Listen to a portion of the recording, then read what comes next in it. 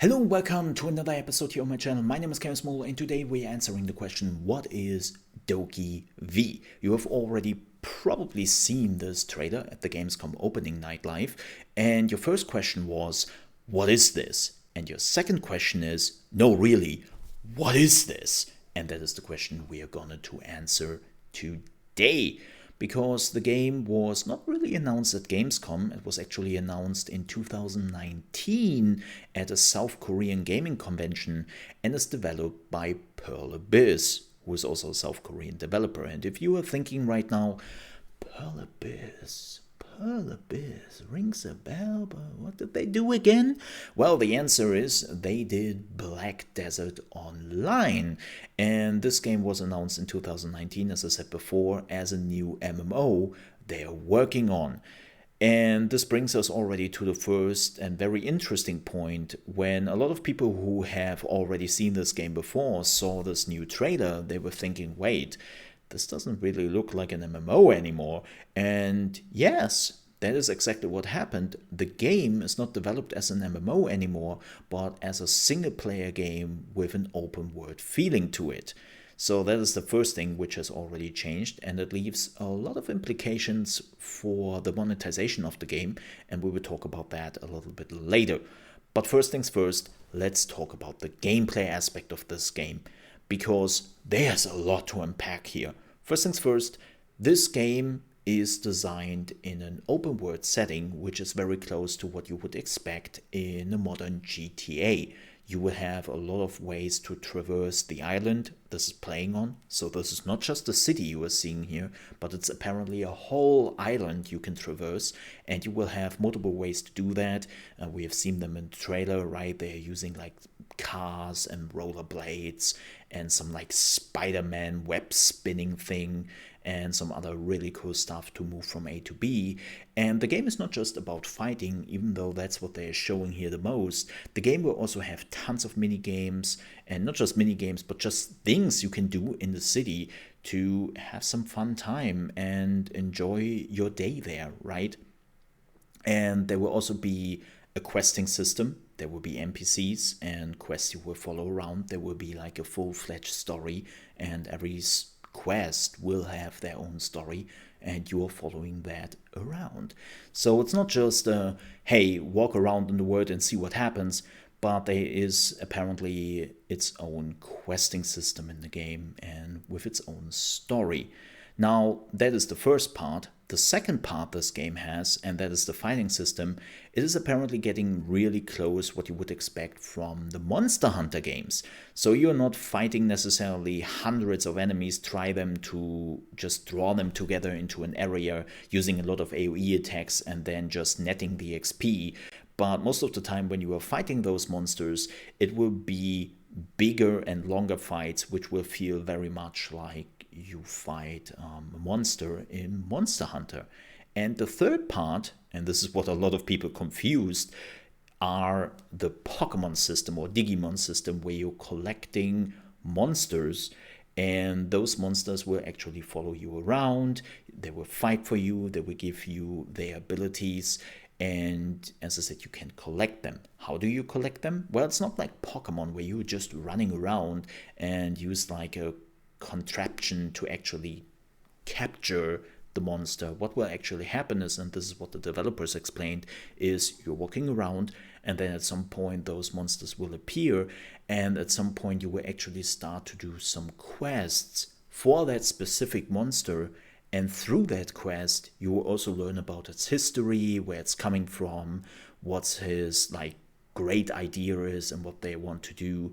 So there is a little bit of like background story and lore you can get through the whole quest. And at the end of the quest, you will then be able to capture the monster, and the monster will be then a part of your party if you so desire.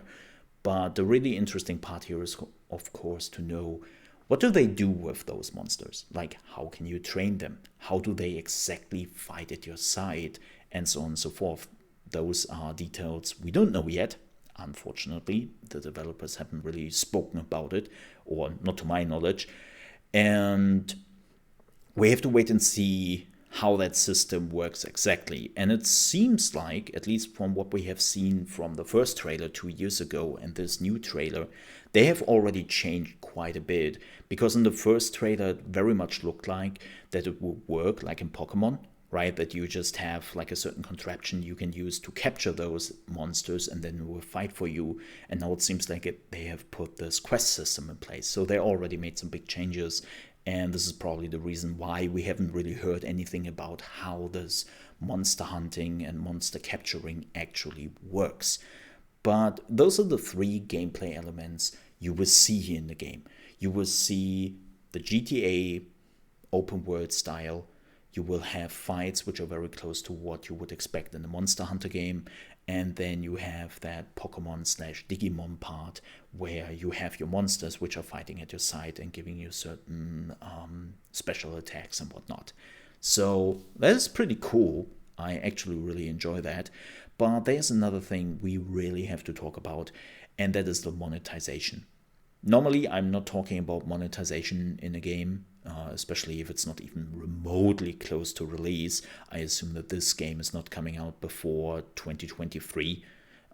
If it's coming out next year, maybe it's going into beta, but I assume that it will eventually come out by the end of 2022 and is more aimed at 2023. So normally I wouldn't talk about monetization.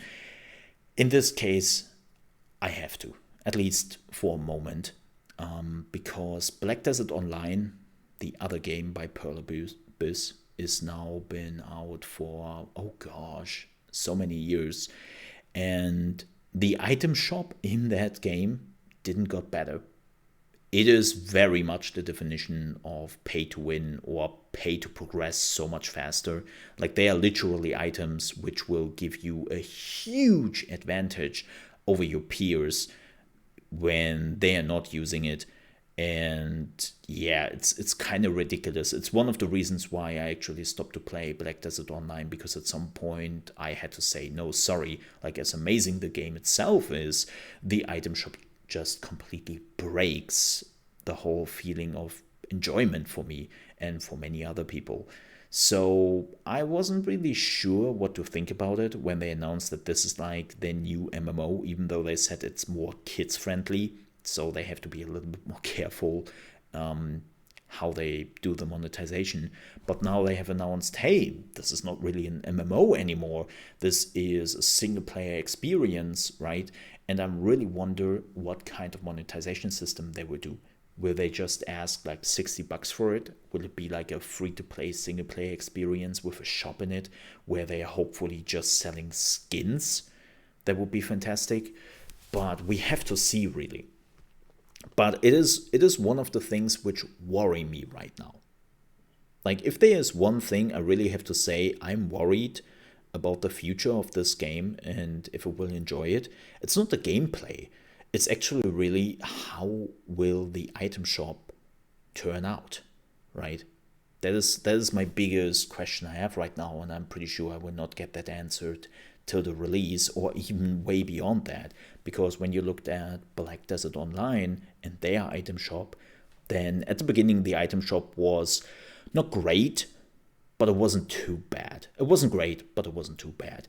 And then over the years, it just got worse and worse and worse. And that was the moment where I said, okay, yeah, I'm out. So we have to wait and see on that one, unfortunately. But yeah, that is DokeV and what to expect from it. I'm looking forward to it. It looks really cool and refreshing, and they seem to have a lot of cool ideas. The one thing they also definitely have to fix is the frames. Like, this game has some pretty big FPS issues, but then again, it's still early alpha, and I don't really fear too much about that fact. So with that said, we're done with the video. I hope you enjoyed it. And if you're on your way out, then I would appreciate if you might consider to leave a like. If you didn't like this video for whatever reason, well, there's a dislike button right next to it. And if you're new to the channel, you want to see more DokeV coverage, more gaming news, more reaction videos, and everything really gaming related, then you came to the right place, and I would appreciate if you might subscribe to the channel because it's free and it would help me out a ton. Thank you so much for watching. I hope I see you next time. Stay safe Till then,